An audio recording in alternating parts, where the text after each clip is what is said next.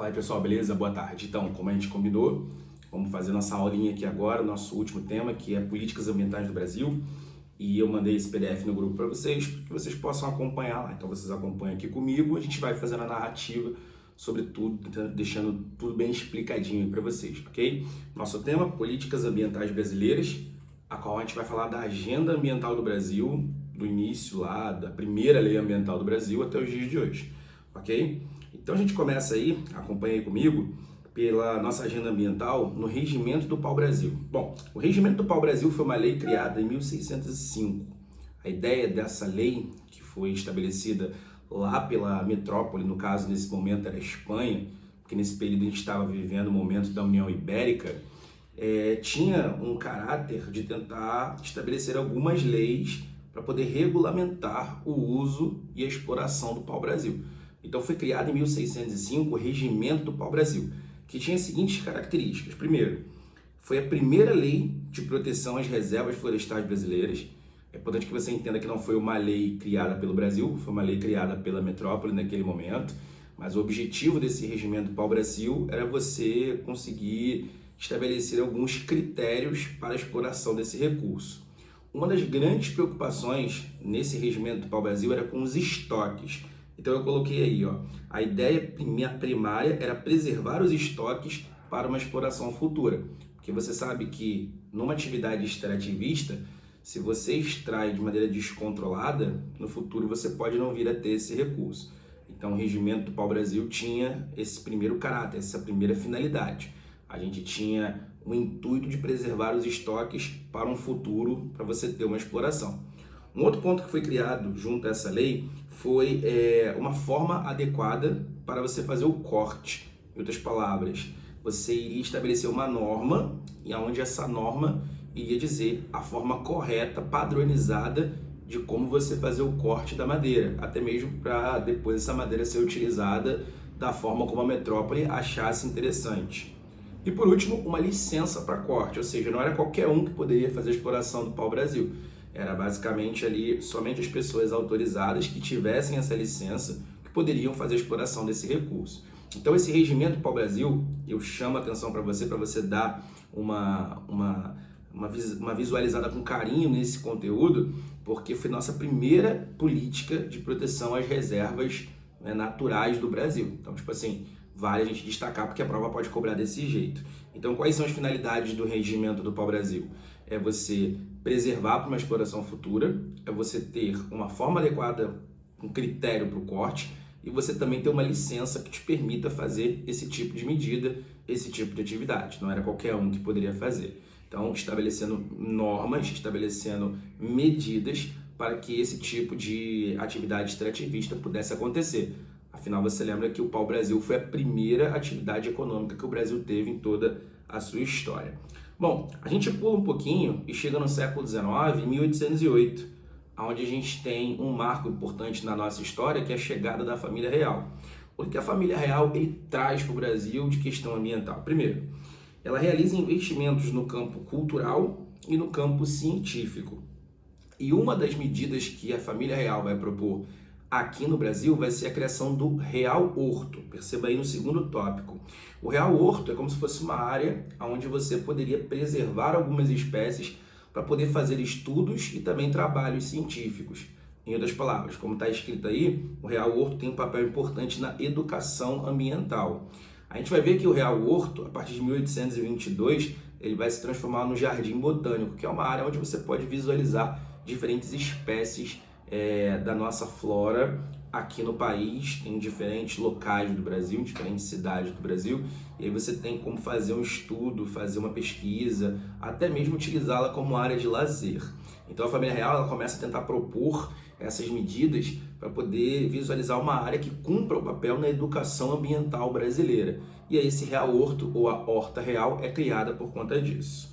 Vamos avançar um pouquinho, chegamos a 1876. Perceba que essa aula é uma aula bem mesmo de definições, bem mesmo de decorebinha, mas é importante você estar analisando aí comigo. Em 1876, nós temos a primeira proposta da criação de parques nacionais. O que seria um parque nacional? Vamos lá. Parque Nacional seria uma área onde você não poderia fazer nenhum tipo de atividade econômica.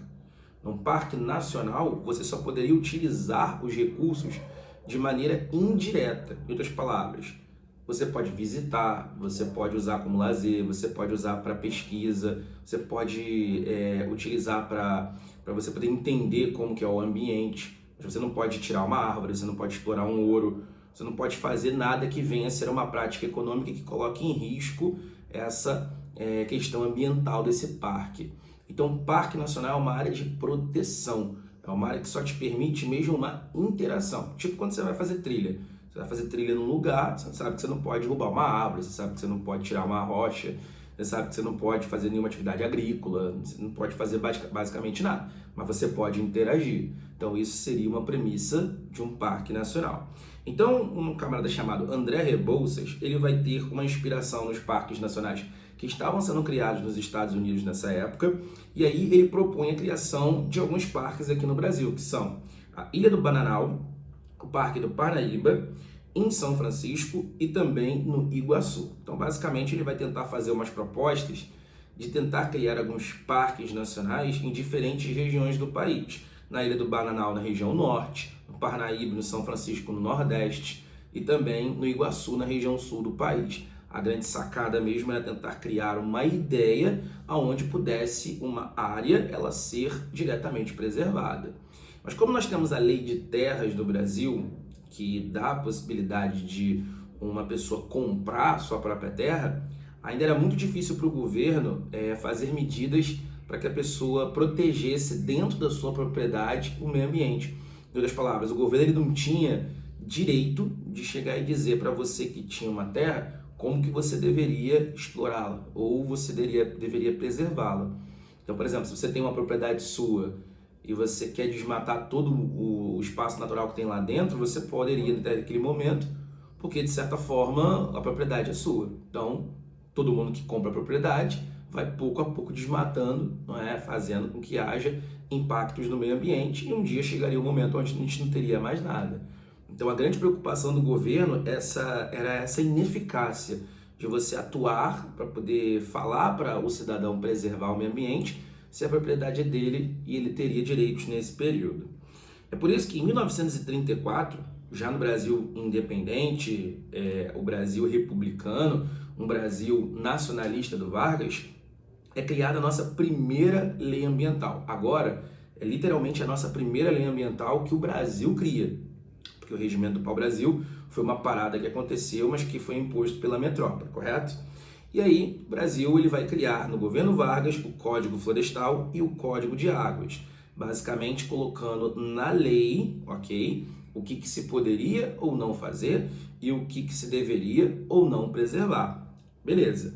Nesse Código Florestal vai ser estabelecido alguns limites para a utilização dos recursos, seja a flora, seja a fauna, seja o solo, e aí de certa forma vai ter uma limitação do que se pode ou não fazer.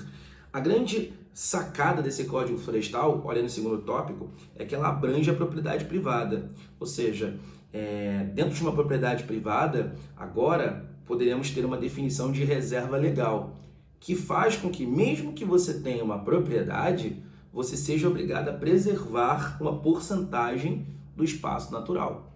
Então não interessa se a propriedade é sua, não interessa se você é dono, basicamente por essa lei, por esse Código Florestal, você vai ser obrigado a manter pelo menos uma parte da vegetação nativa, a qual a lei ambiental vai fazer se fazer necessário, vai se tornar uma política adequada para isso. Então, nesse momento, esse Código Florestal dizia o seguinte, olha essa parte em verde, que você tinha que preservar pelo menos 75% da mata de galeria da sua propriedade. Você lembra que mata de galeria são as áreas onde vão se desenvolver nas margens dos rios. Então a mata de galeria é aquela mata que também a gente chama de ciliar, importante para que o rio ele não venha a ser assoreado. Então dentro desse Código Florestal foi criada uma lei que transformava a propriedade privada em reserva legal, e essa reserva legal, ela basicamente dizia que você tinha que preservar pelo menos 75% da mata de galeria nativa. Então, é o caráter de lei dentro da propriedade privada. Outros pontos do Código Florestal: o replantio de árvores derrubadas por indústrias. As indústrias eram obrigadas a fazer esse replantio depois de fazer derrubadas de larga escala. Criação de uma guarda florestal, que seria meio que uma polícia que iria fiscalizar para ver se essa lei estaria sendo cumprida. E também foi estabelecido normas para a criação futura de parques nacionais. Você lembra que a gente falou que os parques nacionais eles tinham sido propostos lá no século XIX. Aqui essa lei ela vai dar a primeira base para que o Parque Nacional ele seja construído, para que ele seja colocado em prática. Beleza? Então o Código Florestal é um código que vai ter um caráter de lei para poder reger a nossa política ambiental brasileira. Esse foi o primeiro Código Florestal que a gente teve, ok? E também são criadas as áreas de proteção permanente. Essas áreas de proteção permanente têm ali a finalidade de preservar a água, preservar também o solo, preservar também a vegetação nativa. As áreas de proteção permanente, você não pode remover nada sem que haja autorização prévia do presidente da República, ou seja, o Executivo Federal. Então, dentro dessa política ambiental, desse Código Florestal, são criadas as reservas legais, falando aquele lance de você abranger a propriedade privada, e as áreas de proteção permanente, que serão áreas onde só pode ser desmatado ou feito algum tipo de atividade econômica se tiver autorização do Poder Executivo Federal, ou seja, se tiver autorização do presidente. Tranquilo até aí? Tá beleza? Espero que sim. Bom, o livro do Eustáquio de Sena, ele diz uma parada que aconteceu um pouco antes desse Código Florestal, que é o seguinte: nós vamos ter sendo criado a primeira reserva florestal do país no estado do Acre. E isso vai acontecer em 1911. É a primeira área do país que vai ser instalada uma reserva florestal, uma área que literalmente vai ser guardada pelo Serviço Florestal Brasileiro e vai ter uma área de proteção. Então é um dado importantíssimo, lá em 1911, a criação dessa primeira reserva legal do país, lá no estado do Acre, ok? Vamos avançando aqui, ó. Chegamos a 1937, onde temos a criação do primeiro Parque Nacional do Brasil. Então você veja que desde o final do século XIX, com André Rebouças, até 1937, poucas medidas foram tomadas para os parques nacionais. Mas finalmente, em 1937, é criado o Parque Nacional do Itatiaia, que é um parque que fica entre os estados do Rio, de Minas Gerais e também de São Paulo, bem ali dentro dos mares de Morros, e que terá um papel importante nessa política, nessa questão ambiental. Os parques nacionais eles vão ser difundidos a partir daí e posteriormente você vai ver a criação de outros parques também dentro do Brasil. Em 39, 2 anos depois, serão criados mais 2 parques, que são o Parque Nacional da Serra dos Órgãos no Rio de Janeiro e também o Parque Nacional do Iguaçu no Paraná. Então você percebe já que a partir daí começam a difundir-se vários parques nacionais pelo Brasil. Ok, em 65 temos a criação do novo Código Florestal. Na ditadura militar, o Código Florestal do Vargas ele vai ser remasterizado, ele vai ser reaplicado. Nesse novo Código Florestal, algumas coisas vão mudar do código anterior. Começa a ter uns acréscimos importantes. Primeiro, ele estabelece que as áreas de proteção permanente vão estar colocadas em algumas áreas específicas, como é o caso das margens de rios ou as matas ciliares, como é o caso dos topos de montanha e também das áreas de declives de montanhas e morros. Então, essas áreas citadas são áreas onde só podem ter algum tipo de exploração, criação de uma rodovia, de uma ferrovia, construção de casas, se você tiver autorização do presidente para tal. Aí você me pergunta, professor, mas tem tanta casa construída em topo de morro, em pé de morro, como é que então isso funciona? Funciona porque são construções irregulares, correto? Mas pela lei, para poder fazer um determinado tipo de atividade nessas áreas, não poderia acontecer se não tivesse essa autorização do Poder Executivo. Então essas áreas aí que você está observando, margem de rio, topo de montanha, declives, são áreas de proteção permanente segundo esse Código Florestal de 65. Nós vamos ter também a criação das áreas de reservas legais, que de certa forma está desde o código anterior, e a vegetação que vai ser preservada. Quando a gente fala dessa vegetação a ser preservada, vai ser estabelecida uma porcentagem para cada reserva legal, para cada propriedade privada, dependendo do bioma onde está inserido. se você tem terra na Amazônia, se você tem terra no Cerrado, se você tem terra na Mata Atlântica, vai ser estabelecido um limite do quanto você pode explorar. E o principal ponto desse Código Florestal é a criação das unidades de conservação, que tem como finalidade, claro, conservar algumas áreas específicas da natureza. Essas unidades de conservação, elas podem ser divididas em uso direto e uso indireto. Repara aí, no uso direto eu tenho a permissão para exploração, desde que de forma controlada. Então eu posso, em algumas áreas de unidade de conservação que tem o uso direto dos recursos, eu posso ir lá para fazer a exploração da madeira, de algum minério, de alguma coisa específica. Um exemplo de unidade de conservação para o uso direto são as florestas nacionais. Floresta Amazônica, Mata Atlântica, Mata das Araucárias, Mata de Cocais. São áreas que, mesmo que estejam dentro de unidades de conservação, se elas forem para a permissão do uso direto, eu posso fazer a exploração pela lei. Agora, quando o uso é indireto, significa que eu não posso explorar de maneira econômica, mas eu posso utilizá-la para fins educacionais, de lazer ou até mesmo para fins científicos, que são o caso dos parques nacionais que já mencionamos e também as reservas biológicas. São dois exemplos dessas unidades de conservação do uso indireto. A palavra mesmo já diz, né?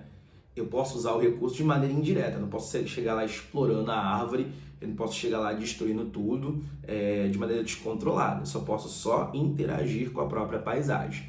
Então, o maior legado desse Código Florestal de 65 é essa criação das unidades de conservação, ok? Bom, o nosso Código Florestal ele vai ser remasterizado de novo agora, mais recentemente, em 2012. Aonde nós vamos ver que as unidades de conservação elas vão se manter, mas as áreas de proteção permanente vão contar agora como reservas legais. Em outras palavras, as áreas de proteção permanente, eu também vou ter ali a necessidade de também controlar a proteção da vegetação nativa. Coloquei aí, 85%, 35% e 20% da vegetação nativa dessas áreas de reservas legais devem ser mantidas.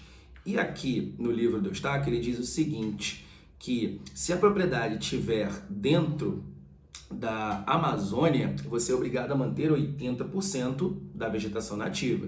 Se a propriedade ela estiver privada, no caso, dentro do Cerrado, 35% você tem que manter preservada.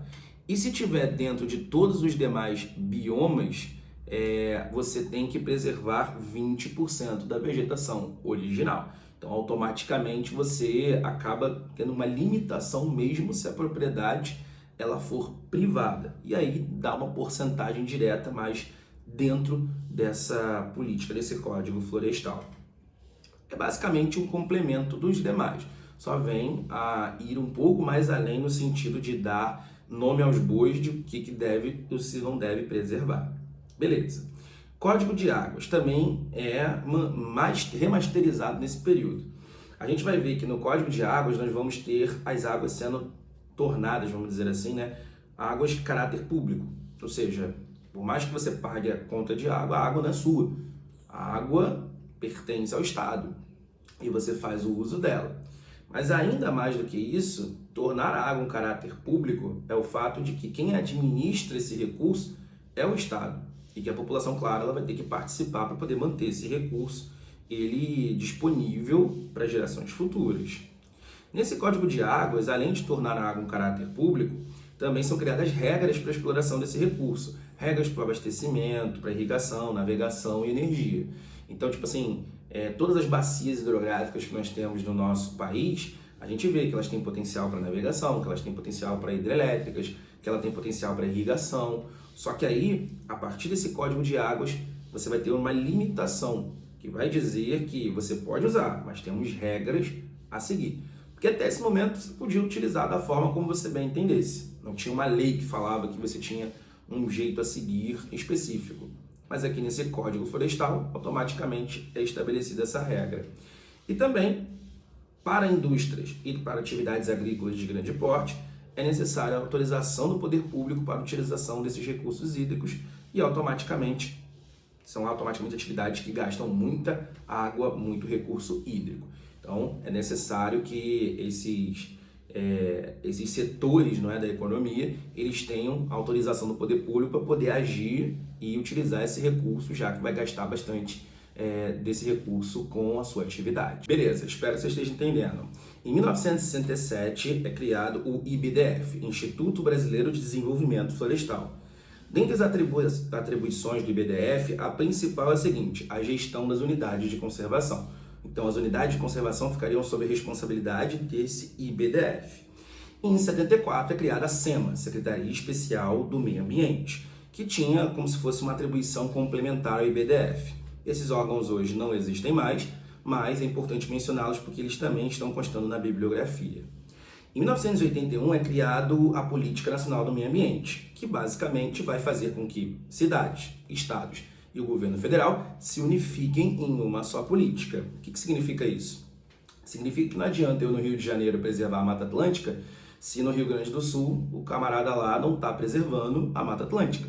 Então a gente vai ter que estabelecer normas em conjunto e fazer com que essa política nacional seja, não é, referência para todas as cidades com seus prefeitos, todos os estados com seus governadores e também ao governo federal as atribuições bem unificadas. Por isso é o nome da Política Nacional do Meio Ambiente. Não adianta cada um fazer uma coisa específica.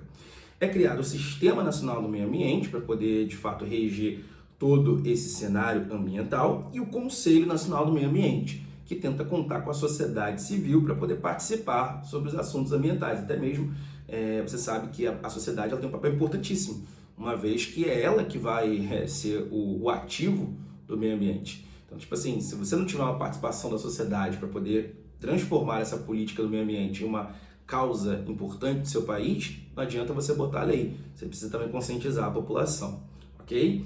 Em 1986 é criado o EIA-RIMA. EIA e RIMA são Estudo de Impacto Ambiental e Relatório de Impacto do Meio Ambiente, como está escrito aí. Esses documentos são necessários para aprovação de qualquer projeto que você venha fazer. Você quer construir um shopping, você quer construir um condomínio, você quer construir, por exemplo, um estádio, você quer construir uma rodovia, você necessita desse EIA e desse RIMA.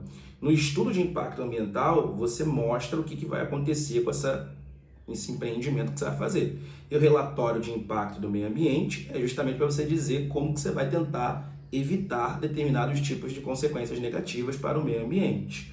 Então, eu coloquei aí que o EIA e o RIMA são necessários para você ter a aprovação de qualquer projeto que você queira fazer, de empreendimento privado e público também, mas também você tem que apresentar medidas para você conseguir fazer com que uma gestão ambiental seja praticada. Então, não é só simplesmente você fazer um empreendimento que venha dar lucro e dane-se o meio ambiente. Não, você precisa estabelecer medidas para poder esse meio ambiente ser preservado de alguma forma e causar o mínimo de impacto possível. Beleza. Em 1989 é criado o IBAMA, faz asterisco nisso que isso é importante. O IBAMA é o principal órgão executor da política ambiental brasileira. Ele engloba o IBDF e a SEMA, que eu falei para vocês que são órgãos que não existem mais. Então, hoje o IBAMA é o principal órgão executor da política ambiental brasileira, da Política Nacional do Meio Ambiente. É o IBAMA que controla a flora, é o IBAMA que controla a fauna. Então, se você tiver qualquer tipo de animal que seja um animal exótico e não doméstico dentro de casa, você precisa ter autorização do IBAMA para tal. Para você cuidar, para você conseguir ter a licença para tal, você tem que apresentar determinados tipos de medidas burocráticas para você ter esse tipo de animal dentro da sua casa. E também a questão da flora, né? Do desmatamento e tal, o IBAMA ele vai fazer essa limitação e também a fiscalização aqui no Brasil. Bom, destaquei também o seguinte, que em 1988 foi a nossa última Constituição e essa Constituição foi a primeira a enfatizar o meio ambiente. Porque 4 anos depois vai ser estabelecido no Rio 92 o Ministério do Meio Ambiente. Esse Ministério do Meio Ambiente vai ser responsável por toda essa política ambiental no Brasil. A Rio 92 vai ser uma conferência das Nações Unidas para o Meio Ambiente que vai ser realizada aqui no Brasil, Rio de Janeiro. E a proposta nessa Eco 92 é o desenvolvimento sustentável, a política de sustentabilidade. O que tem de tão importante na sustentabilidade? É você explorar os recursos, porém de maneira racional, que não venha a prejudicar gerações futuras. Então, políticas como reutilização da água, políticas como reflorestamento, são exemplos de práticas sustentáveis. Além, é claro, também de você investir em fontes de energia que sejam mais ambientalmente corretas. Por exemplo, a energia solar, a energia eólica, até mesmo a energia hidráulica, embora cause um determinado impacto ambiental propriamente dizendo. Então eu coloquei aí, a ideia principal da Eco 92, conter o avanço da fronteira agrícola e também fazer investimentos em fontes alternativas de energia, que seriam medidas sustentáveis aí para poder não deixar que o meio ambiente ele fosse amplamente degradado. Você sabe que a agropecuária no Brasil nesse momento não é uma das principais atividades, um dos principais pilares do nosso PIB. Então, tipo assim, se você deixar isso botar isso na ponta do lápis, muitas das vezes o meio ambiente fica em segundo, terceiro, quarto plano. Então a ideia nessa política de desenvolvimento sustentável é fazer com que, de certa forma, a gente tenha a agropecuária, embora sendo importante para o nosso PIB, ela não venha a colocar o meio ambiente completamente refém nesse ponto para poder ser desmatado de maneira descontrolada. E chegamos na década de 1990, que é criada a Lei de Crimes Ambientais, um grande avanço para poder você dificultar qualquer prática inadequada de tratamento do meio ambiente. E também a Lei de Recursos Hídricos. Essa Lei de Crimes Ambientais, ela basicamente vai dar bases jurídicas para que você possa prender uma pessoa se tiver feito uma atividade muito prejudicial ao meio ambiente. Então, tipo assim, até esse momento, muitas pessoas simplesmente se livravam pagando multas ou simplesmente se livravam. Mas a Lei de Crimes Ambientais, ela literalmente vai criminalizar uma prática que seja nociva ao meio ambiente. Então, se você tem um animal exótico na sua casa, se você for denunciado, você pode até ser preso, se você não estiver tratando ele de uma maneira correta e se também você não tiver a licença dada pelo IBAMA. Então, automaticamente, essa Lei de Crimes Ambientais aí, ela meio que vai punir de uma forma um pouquinho mais eficaz, ou pelo menos tentar fazer com que isso ocorra. Então, ela vem com o objetivo para você ter infrações ambientais que agora vão ser passíveis de também ser condenados com prisão. E também a Lei de Recursos Hídricos, sabendo que você não pode simplesmente desperdiçar a sua água de maneira descontrolada. Só porque você paga a sua água em casa, você tem direito de fazer essa parada. Né? Você necessita de fazer um controle dessa água, afinal é um bem comum, como falado lá no primeiro Código Florestal, lá no início, ok? Beleza. Anos 2000, é criado a SINUC, Sistema Nacional de Unidade de Conservação. Essa SINUC vai ter lei própria, em outras palavras, ela não segue a Política Nacional do Meio Ambiente. A SINUC vai ser uma forma de você gerir as unidades de conservação. E quem administra a SINUC, esse sistema todo, é o Instituto Chico Mendes, ou ICMBio. Ou seja, as unidades de conservação são áreas específicas e próprias, aonde, de certa forma, você vai ter leis que vão geri-las de maneira bem específica. Destaca-se o seguinte, que mais de 600 unidades de conservação são administradas por regimes estaduais. Então, a gente tem 26 estados, correto? Mais de 600 unidades de conservação. Então, temos unidades de conservação espalhadas por todo o nosso país. Mas eu dou um destaquezinho para você. O bioma onde tem a maior quantidade de unidades de conservação é o bioma da floresta amazônica, ok? Eu tenho lá embaixo isso daí que eu botei num gráfico, mas já dando uma amplitude para você. A Amazônia é onde eu tenho mais quantidade de unidades de conservação. E nesse momento, elas são divididas em integrais e sustentáveis. As integrais é aquela que você não pode fazer nenhuma atividade econômica. Você pode utilizar os recursos só de maneira indireta. Você pode ter lazer, pesquisa científica, você pode fazer estudos, mas você não pode explorá-las economicamente. E as sustentáveis, automaticamente, são aquelas onde você pode utilizar, porém de maneira racional. Eu separei aí, de acordo com esse livro, com essa bíblia aqui do Eustáquio de Sena e da Lídia Terra, as unidades de conservação integral: estação ecológica, reserva biológica, parque nacional, monumento natural e refúgio da vida silvestre. Todas elas, se você der uma olhadinha direitinho nas pequenas definições que eu coloquei, todas elas permitem apenas o uso de maneira indireta. Eu vou puxar uma aqui, um exemplo. Reserva biológica, preservação integral, e eu tenho até a utilização apenas para visitação, com o intuito de você ter a questão da educação por trás. Então, tipo assim, você não pode ir lá e fazer uma atividade de garimpo, por exemplo, entende? Um outro exemplo, o monumento natural é uma área de visitação onde eu tenho a preservação de áreas que são raras com belezas cênicas. Então, assim, não posso fazer uma atividade de exploração da madeira nessas áreas.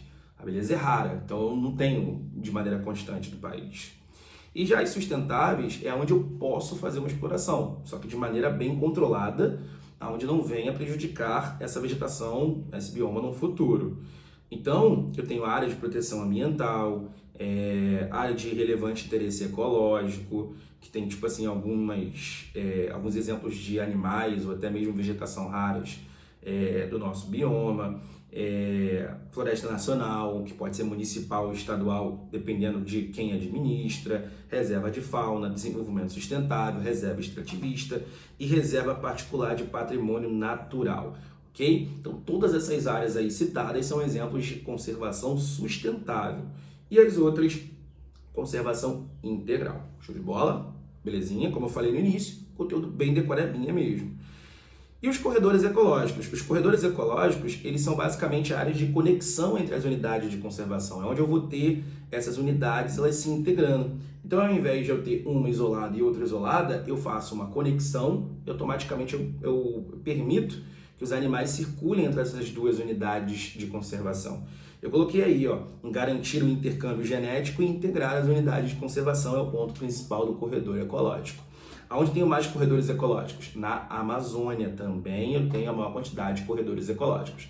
Mas eu gosto de citar também 2 exemplos de atividades importantes, que são a biopirataria e a etnopirataria. A biopirataria é quando eu tenho o comércio ilegal de produtos naturais de um determinado local. Então é como se eu pegasse aqui algumas árvores típicas da Amazônia e eu tivesse esse comércio ilegal com outros países. Assim também como animais. Tráfico de animais é um exemplo de biopirataria. E quando eu tenho a etnopirataria é um conceito que visa a pirataria de maneira... Claro, né? A pirataria já é uma prática ilegal, porém é quando os povos nativos dão informações sobre o meio ambiente local. Então, tipo assim, você tem algumas informações específicas do país sendo passadas para outros povos de outros países. Então, é como se fosse uma parada eticamente incorreta, né? Então, por isso, etnopirataria. Você está tentando passar informações sobre biomas locais para áreas e países externos. Então, isso também é uma prática muito incorreta que acontece no Brasil. Bom, gente, espero que vocês tenham entendido. Qualquer dúvida você chama, você pergunta. É importante que você copie esse PDF no seu caderno, até mesmo porque copiando você vai mentalizando. Tente ir copiando à medida em que eu for falando, que aí pode te ajudar em alguma coisa. Beleza? Tamo junto, espero os exercícios. Grande abraço.